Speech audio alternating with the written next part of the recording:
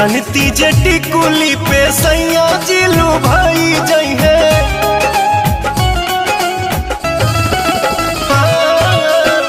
जनती जे टिकुली पे सैया जिलू भाई जई है।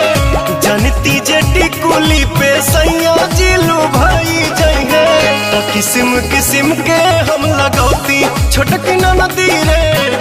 किस्म किस्म के हम लगौती छोटकी नदी रे।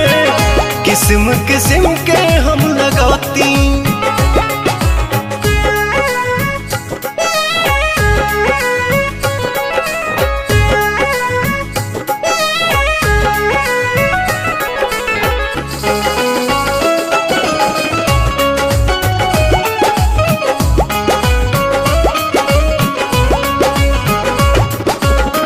करती बलमुआला हम सोरा हो सिंगार हो।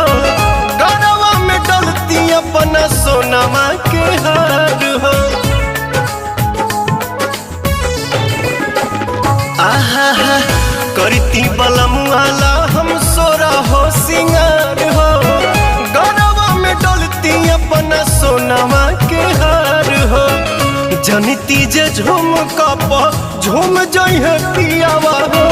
सोनरा से जाके बनवैती छोटकी नदी रे। सोनरा से जाके बनवैती।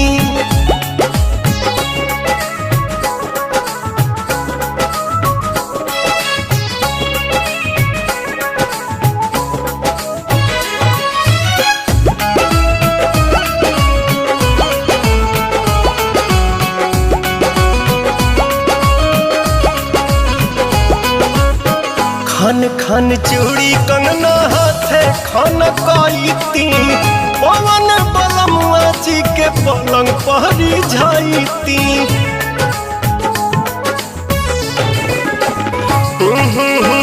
खन खन चूड़ी कंगना हाथे खन काईती। पवन बलमुआ जी के पलंग पहरी जाईती। रूप के इंजरिया में कस जैती कोरावा में। सैया जी कमाए नहीं जैती छोटकी नदी रे। मस्ती बिहारे में उठाईती। जनती जे टिकुली पे सैया जिलू भाई जई है। तो किस्म किस्म के हम लगौती छोटकी नदी रे। किस्म किस्म के हम लगौती छोटकी नदी रे। किस्म किस्म के हम लगौती।